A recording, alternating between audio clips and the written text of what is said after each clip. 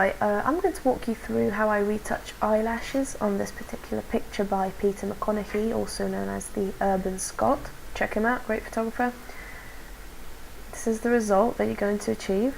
And if you can check out the original image, you can see that the lower eyelashes were done using fake lashes, and they're a bit unnatural in the way they curve. They don't look like they're part of the model's natural set of lashes, and that is the look that we want to achieve here. You can see that they're curving outwards a little bit. So what I've done, I've retouched the image to look much more natural. This is how it's going to look. So let's get started. So you always want to preserve the data on the background layer, so create a new layer and name it skin. Because of the background, we're going to want to keep all the data that we're going to work with later to create the lashes. So I'm going to go to my healing brush tool, or press J. It's this one here. And I'm going to select a brush size around 30 pixels. And with that, I'm going to be sampling from the current and below layer. That's going to ensure that I take not just the empty data on the skin layer, but also the background layer. And I want to make sure that I cover these lash areas, so I can start with a clean slate. I'm not getting rid of the lashes because I'm going to use them later, but I just want to have an empty area, blank area under the eyes first. So I'm going to try and sample from the cheek area there to cover the lash bit. And I want to make sure that I sample from an area that has a texture similar to the texture of the area that I'm creating there, and not from this white area, because it's quite blown out, it's quite white, and if I sample from here, then that area is going to look quite dull and going to lack all the texture that the cheeks have, and it's not going to look right. So start off here, hold down the Alt key to sample, and then Photoshop will do the blending for you. Just gently keep sampling from slightly different areas and blend the lashes. I'm using a tablet for this. It's quite highly recommended, but you can also use a mouse. It's just going to be a bit more difficult. With the tablet you can vary the pen pressure, and that will help you blend it a lot easier. So I started with a mouse, but I'm just switched to the tablet. So there you go, you can make sure you keep blending. You can use the undo command, Control Z. And nothing to be ashamed of there. Just slowly blending it in here. Okay, so I've skipped the part where I tweaked it, and this is how it looks now. So what I'm going to be doing is copying part of the lashes to put here. As you can see, they're now hidden, but I'm going to unhide the skin layer, and they're still there. So I'm going to press L for the lasso tool while I'm on the background layer, so make sure you select that.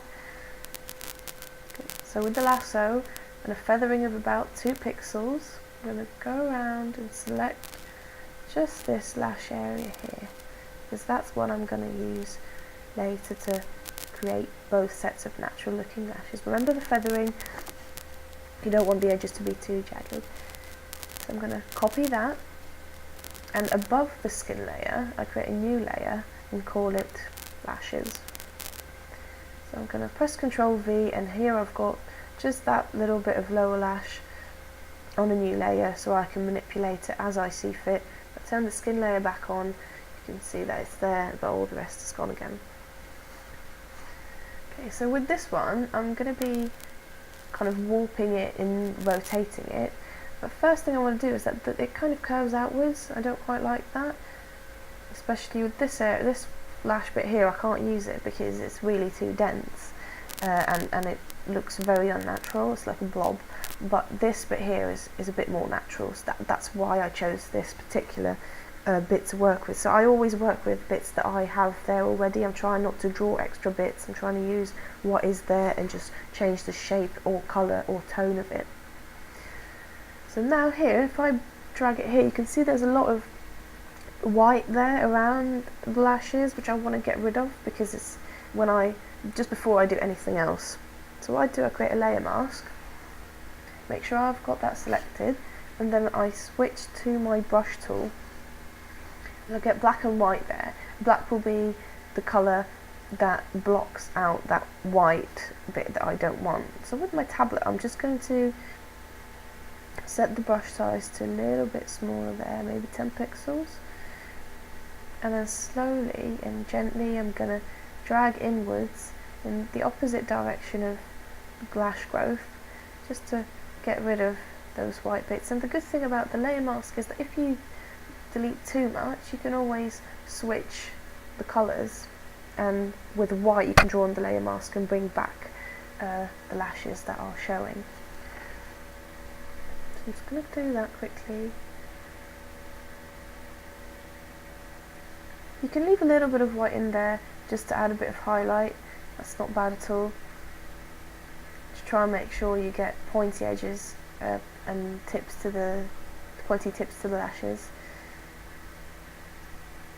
There we go. Now if I switch back to my lashes layer, I can put it back to where it was, and there's none of that annoying white halo around it. Now because it's curving outwards, I want to flip that so it kind of curves in the other direction. So I'm going to go to edit, and I'm going to flip this one horizontally and then rotate it, pressing Ctrl T to get the free transform tool up. So I'm going to rotate it, and see now it's nicely curving outwards in the other direction. Just put that back into place, nudge it with the arrow keys if you need to, and there we are.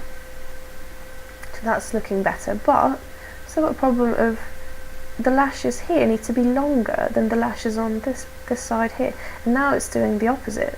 So what I want to do is I want to go to my warp tool.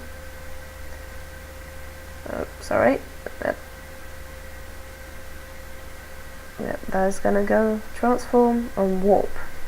And this tool here, it lets you change bits of the image without affecting the whole of it, so you can distort it basically. But it's different from the distort tool, so do bear that in mind. So here I want to make these bits smaller or larger as I see fit. But what you need to bear in mind is that warp doesn't work for everything, because it will introduce a degree of pixelation, obviously because you're changing bitmaps, not vectors.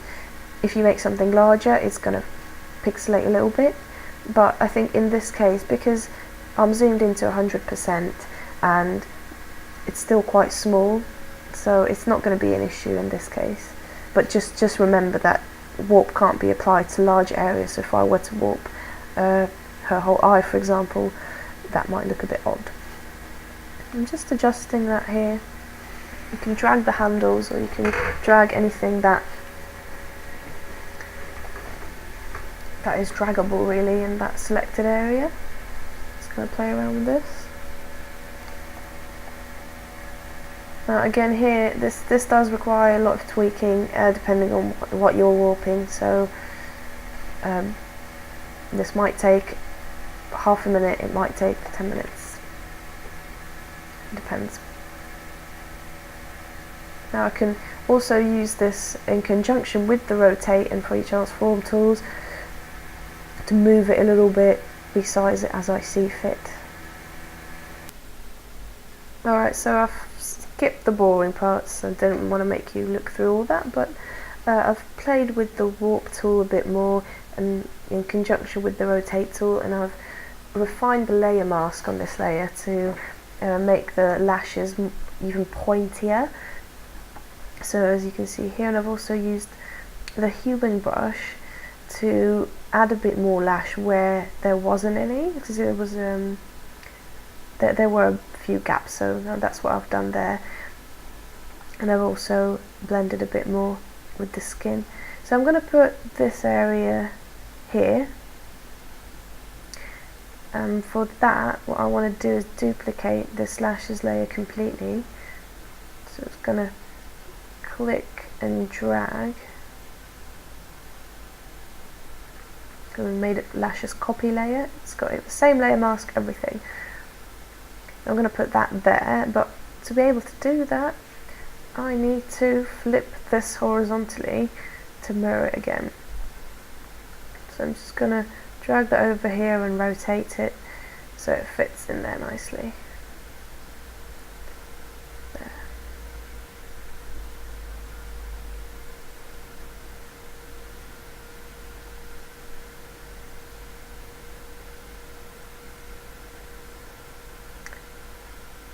And as you can see, there's got some white highlights there that I don't quite like because that area is a bit darker. So what we want to do here is blend it in a bit more with the background layer. Here you can see that there is a lot of lash left, so what I want to do is bring the skin layer back and add a layer mask to this layer here. And with the brush, I'll increase that a bit. My opacity can stay quite low. And I just want to block out a little bit of that skin layer so the dark lashes show through that are below it, but just a very little bit, just to increase the shadows. And this lashes copy layer, you can then, the layer mask can be refined on this one as well, just to get rid of the whites a bit more. See, that's a bit better. And now what I want to do, because it's still a bit too bright, I can add a curves adjustment layer, which is here. And you can see that this curves works in a way that it changes the darks and the whites depending on how I drag it. So what I want to do is this to affect only the layer below it. So I press that, and that will only affect the lashes copy layer below it. See? So I just want to tweak this lashes copy layer a tiny bit, so it's a bit darker and the highlights a little bit different. There, that's probably enough. A little bit. Cool. But I don't want the lashes on the right to look the same as they do on the left, so lashes copy will need to be warped as well. So I'm going to go to warp. I'm just going to tweak that a little bit as well.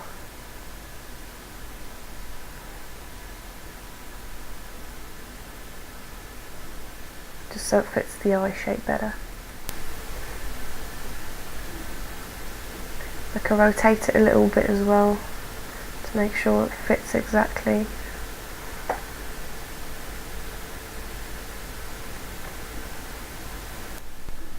And while I'm doing this, I've noticed that on the skin I would need a little bit of a layer mask here, just to have a little bit of that dark lash area come through from the original image. So if I hide that, see, just a very subtle difference. But on the skin I've got my layer mask there, and that's what I'm just going to clean up a little bit. So just to make that black come through ever so slightly, just blending it in and working on the layer mask of the lashes layer.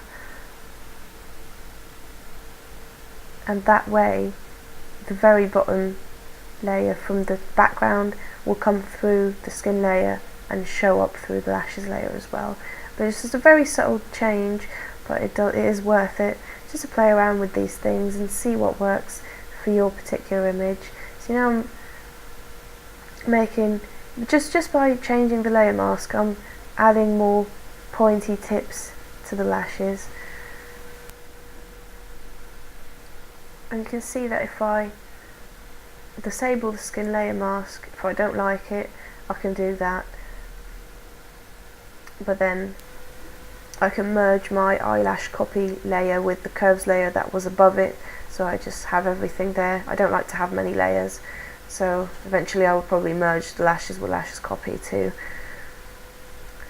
And quickly, while we're at it, on the skin layer we can go back to the healing brush and very quickly, sampling from the cheek, you can erase that line there on her face just to make her skin even nicer. And then zooming out, that's it. Thank you for watching. Remember, this picture was taken by Peter McConaughey, or Urban Scott Photography as he's better known. Remember to check his page out, look at his other work. And this tutorial was brought to you by Barbara Asboth Photography. Check out my page too at facebook.com/Barbara Asboth Photography. Thank you again. Have a nice day. Bye.